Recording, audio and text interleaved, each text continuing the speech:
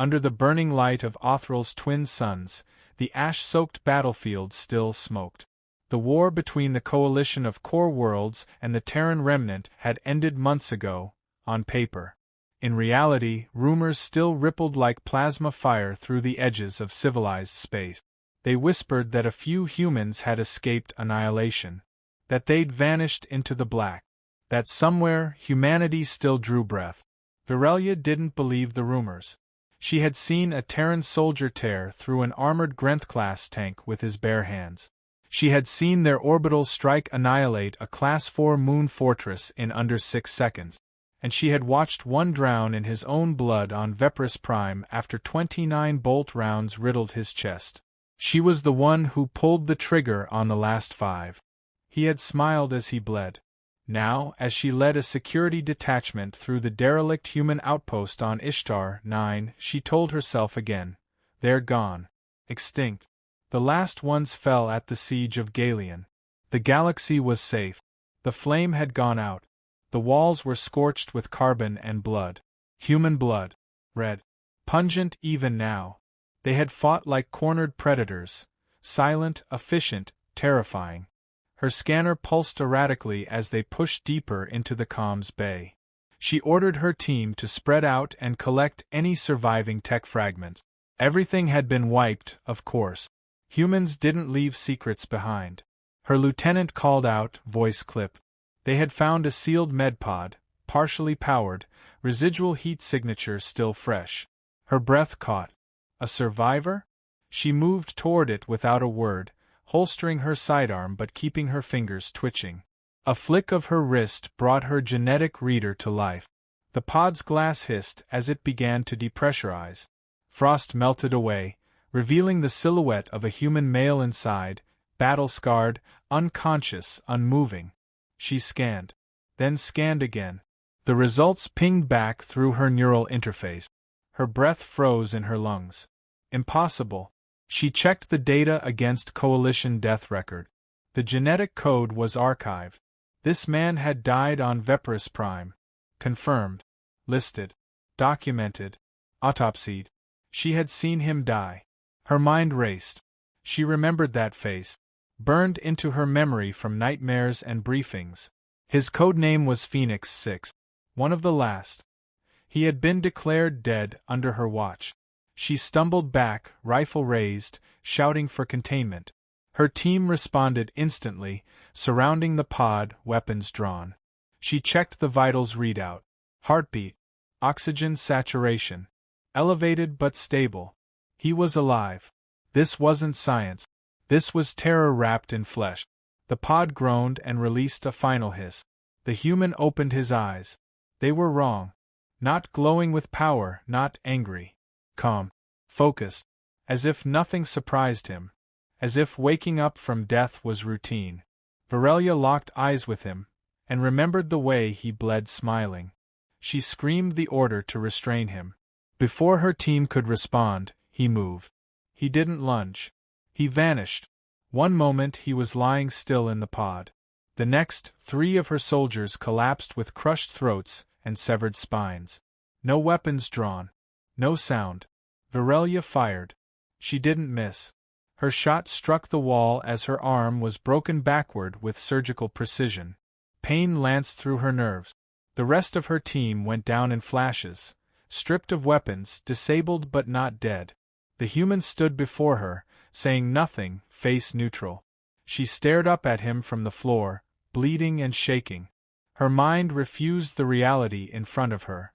"You were dead," she gasped. He tilted his head. "You were dead," she repeated louder, pain spiking with every breath. "I watched you die."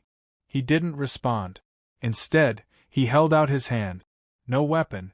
No violence. A gesture. Virelia tried to crawl backward but her legs refused movement. She blinked through blood and tried to understand. Why wasn't he finishing it? She accepted the hand. He pulled her up gently. His grip was strong enough to break bone but careful. Controlled. She felt small beside him. Broken. Defeated. Confused. He let her go, turned and walked away. He left the facility without disabling her comms, without destroying evidence. No cleanup. No cover. Arrogance? Mercy? Or a message?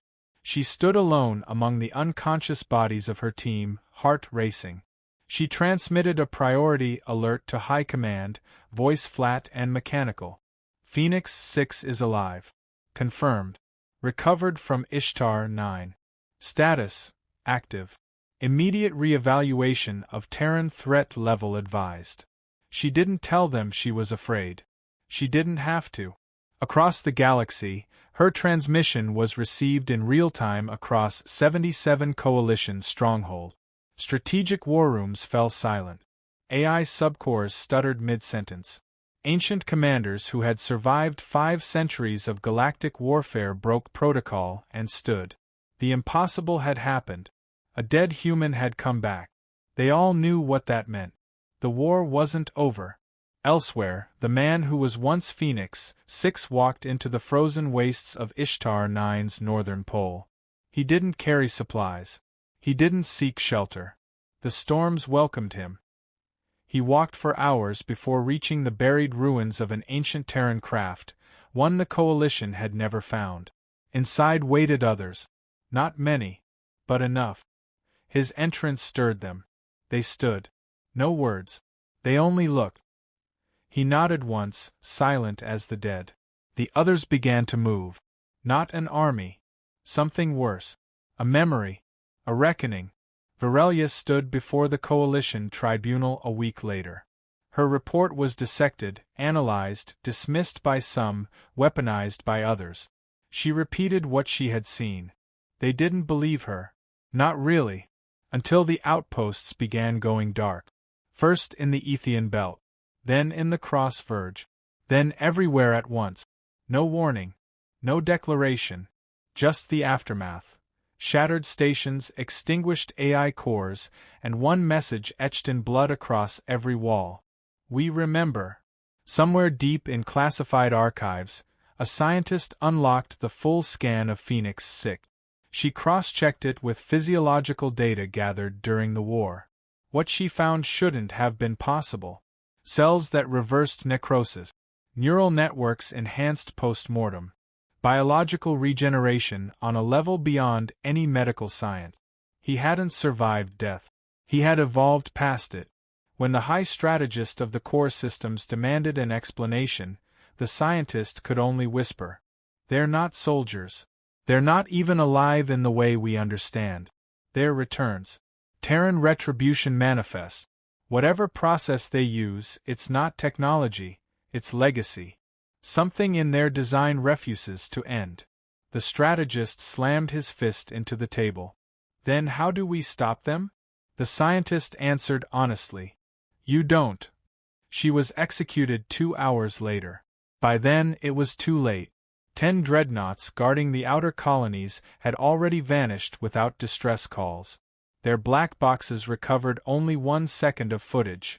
A figure stepping into the bridge. Human. Eyes calm. Weapons unnecessary. Then darkness. The tribunal reconvened. Virelia was summoned again.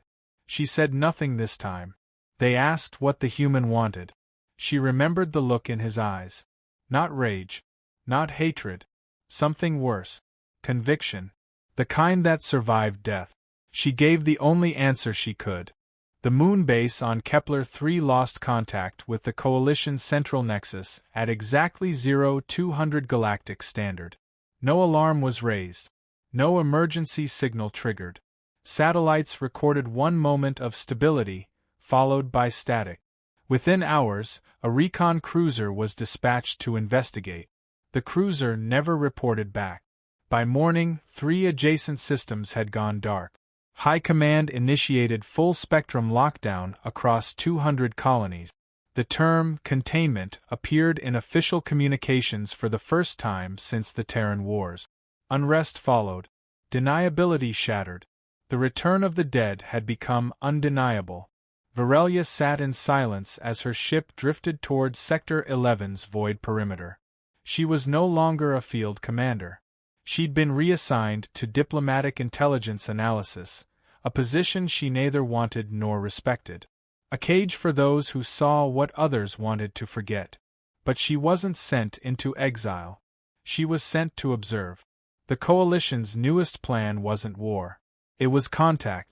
They believed negotiation possible. They didn't understand. Her shuttle docked with the diplomatic vessel Eminent Star. The crew was tense. No greetings. No smiles. Even the automated announcements were muted. In the central chamber, 8 species sat across from one seat left deliberately empty. A gesture of humility. Or submission. They had invited the Terran. He came. He walked onto the bridge with the same unhurried, unbothered pace Varelia remembered. No weapons. No armor. Just a black uniform marked with no rank, no insignia. The guards raised weapons instinctively. Their commander overrode them with a flick of his eyes.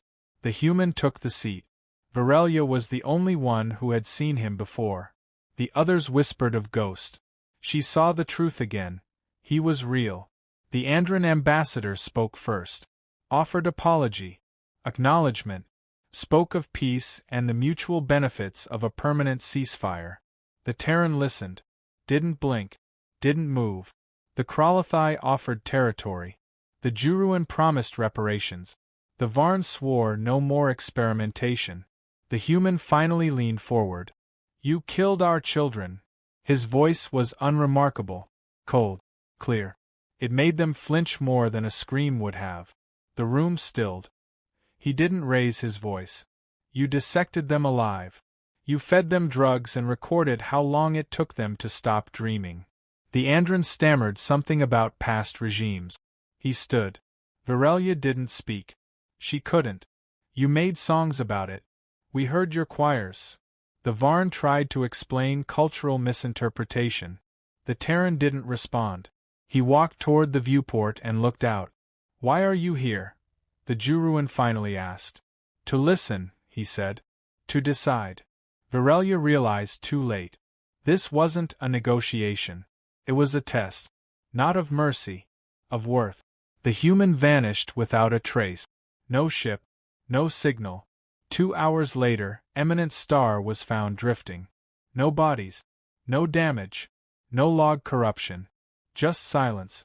The Coalition buried the incident, but it spread. Word of the human envoy spread faster than their censors could erase it. No war declared. No shots fired. Just disappearances. Systems erased without violence. Officers vanished from locked rooms.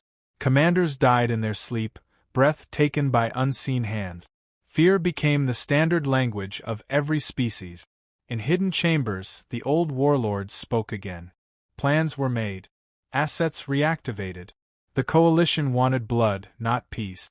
The humans would be wiped out again. Strike fleets assembled. Scanners tracked every anomaly. Their target: Jupiter's shadow quadrant, where intelligence had detected gravitational disruptions matching a Terran warp signature. 7 fleets jumped simultaneously. 3 arrived. The others never exited FTL. Of the 3, only 1 sent a message back. A short transmission. 1 word repeated. Mirrors. They found nothing. No planet. No base. Just a structure suspended in void. A station of black metal, reflecting each ship perfectly, a mirror, infinite and cold. Then fire consumed them. Not weapons. Memory. Each crewmember died screaming images not their own. Their ancestors' sins. Their species' crimes. Every atrocity projected into their minds in perfect clarity. The Terrans didn't attack their ship. They attacked their history. High Command labeled it psychological warfare. But no technology known could cause what came next. Desertions.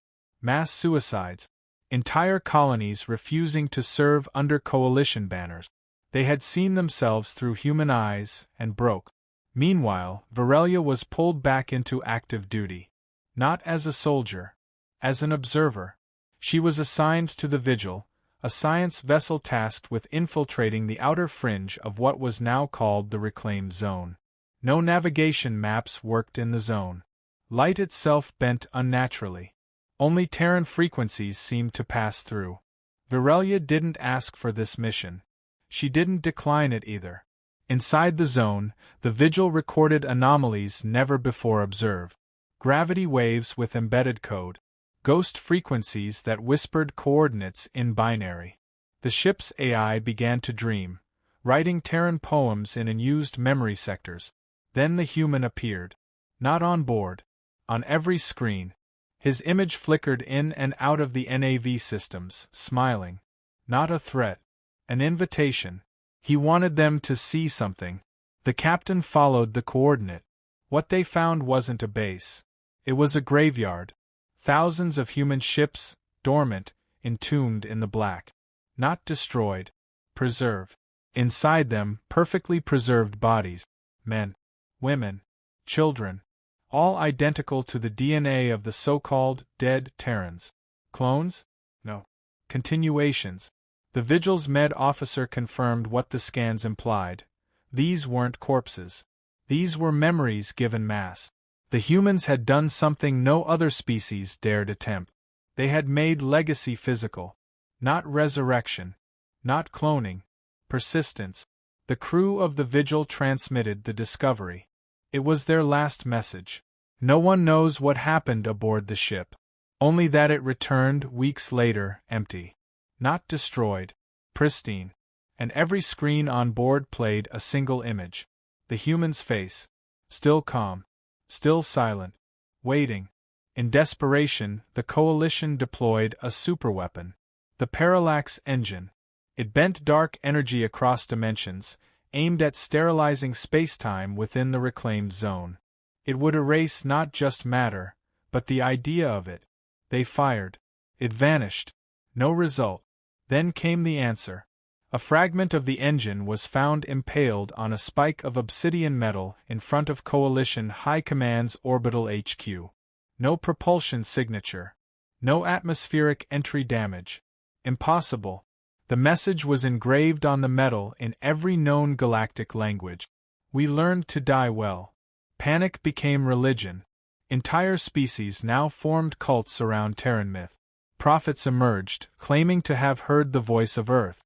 Their visions matched reports from soldiers who had seen the humans up close. Blank eyes, soft movements, no hate, just certainty. It was worse than war. It was inevitability. Virelia now lived under protective custody in a deep-core facility. No windows. Constant scans. She wasn't considered a threat. She was a liability. She knew too much. The council finally asked her for advice. One last desperate plea. What should we do? She told them the truth. You should have never killed them. No one responded. The stars had gone quiet. No transmissions. No pulse beacons. No automated drones on patrol. The Coalition's outer systems were silent, not from destruction, but from something worse, abandonment. Entire sectors powered down and left to drift. The High Command pretended it was strategic consolidation. The remaining citizens called it what it was: surrender. Within the void once known as the Reclaimed Zone, the Terrans began to reshape space. Not with fleets or war engines, but with architecture that bent understanding. Obsidian monoliths hung in formation like the skeletons of extinct gods. They emitted no energy signature. Sensors passed through them as if they weren't real, yet gravitational tides shifted in ways no model could explain. The Terrans were no longer reacting. They were creating. Virelia was reactivated one last time. She didn't resist. She had lived long enough with the guilt. The Coalition had tried warriors, scientists, priests. Now they wanted someone who had seen the Terrans and survived. They still believed understanding would be their weapon. She knew better. Her destination was Concordance Terminal, a station near the edge of former human space, now reconstructed by unknown means. It had no atmosphere ports, no docking bays. Only one thing reached it: an encoded pulse transmitted exactly once every 77 hours. The Coalition traced the signal's origin. It was Earth. But Earth was gone. They had bombed it during the purge. Every scan confirmed it. The crust fractured. The biosphere annihilated. Oceans boiled into space. The planet remained, but as ash. The signal continued. Varelia's ship, Lucent Step, was unmanned. Everything was automated, even life support. It was a gesture from the Coalition. Either she returned with knowledge or she didn't return. She didn't care. She was tired of guessing. She wanted to see. As the ship entered the orbital field, time lag became inconsistent. Internal clocks lost sync. Memory loops started cycling. She began hearing her own thoughts before she thought them. Then the ship stopped. No deceleration. No thrusters. It simply ceased motion. The station opened. No alarms. No light. Just an opening. She stepped into gravity. The interior was massive and impossible. A city of perfect silence stretched before her, formed of translucent stone and hovering symbols. There were no Terrans, no weapons, no heat. Just presence. She walked forward. Her boots echoed once, then not again. The floor absorbed history. Every step a confession. Then she saw him. Not aged. Not young. Not changed. The same human from before, standing beneath a structure shaped like a spiral of mirrors, each reflecting her at a different moment in time. She saw herself as a child. A soldier. A commander.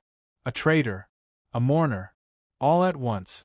The human looked at her, not with hatred or mercy, but patience. "You came," he said. Varelia nodded. "You knew I would." "I hoped," he replied. "Hope is rare here." She hesitated. "Why this? Why not finish us?" He tilted his head slightly, studying her like an artifact. "You think this is mercy? What else could it be?" The mirrors shimmered. Images from galactic history played out. Slave markets, purges, the burning of cryovaults, the sterilization of biomes too human to be alien. Every species had done it. Not to Terrans, but to each other. Terrans had simply survived long enough to remember it all. "This isn't mercy," the human said. "It's reflection. We became what you made us see." Varelia struggled to breathe. "We were afraid. And so you taught us fear," he said. "You taught us what it meant to be prey, to be unworthy of speech or treaty. You declared us less. Now we remember." "You could erase everything," she said. He nodded. "Yes. Why haven't you?" The spiral pulsed. A low, harmonic sound filled the chamber. "Because some of you still ask why." She closed her eyes. "We didn't understand." "You still don't," he said. "But some of you want to. That matters. What happens next?" The human turned toward the spiral. This was Earth. Varelia's eyes widened. "It's gone." "No. It's been remade. Not as a planet. As an idea. Carried by us. Rebuilt from memory." She saw it. Not a world, but a network of moments. Children laughing, rivers flowing, cities burning, soldiers dying, hands reaching. Earth wasn't destroyed. It had evolved. "You became gods. We became humans," he said simply. "You thought that was the same thing." The room changed. It wasn't a station. It was a memory core. Every stone a soul, every mirror a lived truth. She felt the weight of them, billions of echoes watching. Then she heard the voices. Not speaking to her. Through her. She heard the words of those dissected. Of those who died nameless. Of Terran mothers holding dead children while alien scientists scribbled note. She heard fathers shot for bleeding too slowly. She heard hope die in 1,000 languages. But she also heard something else. Children singing. Not Terran children. Alien ones. Songs in new dialects, shaped by Terran influence. She opened her eyes. "You've been helping." The human didn't deny it. "Not all life deserves punishment. Some learn." The spiral contracted, forming a bridge of light. "You're not here to warn me," she said. "No. You're here to offer choice?" "Redemption," he answered. "But not for your leaders. For your kind." Varelia stepped forward. "What do I do?" "Return." He. "Not as a soldier. Not as a witness. As one who saw and listened." "They won't believe me." They will fear you, he said. That's enough. She touched the spiral. In an instant she felt it, everything. Not just the past. The future. The Terrans were building a map of potential. Of what could be. They didn't want to destroy the galaxy. They wanted to rebuild it. But only if the galaxy admitted what it had done. When she opened her eyes, she was back on her ship. Time hadn't moved. Her sensors showed no station. No anomaly. But her hand glowed faintly, marked with a sigil no technology could decode. She transmitted the experience. The Coalition dismissed it. A dream. A delusion. Then the first worlds began to change. Planets once purged of humans began sprouting human flora. Forgotten DNA sequences activated in the soil. Alien species began having dreams in Terran language. Technology long abandoned reactivated on its own, creating messages in dead script. Human culture began to infect reality. Not by war. By resonance. Entire universities now taught Terran ethics, just to avoid being next. Cultures rewrote history to include Terran heroes. Monuments were built to honor unknown humans. Not because they were loved, because they were feared. Every empire that once mocked humanity now built shrines to what they used to be. But Varelia knew. This was the beginning. Humanity wasn't conquering. They were terraforming history. Every lie rewritten. Every truth carved into memory. Not just to punish, but to preserve. In the end, the greatest weapon wasn't ships or fire. It was memory shaped with purpose. A galaxy rebuilt not by power, but by never being forgotten again.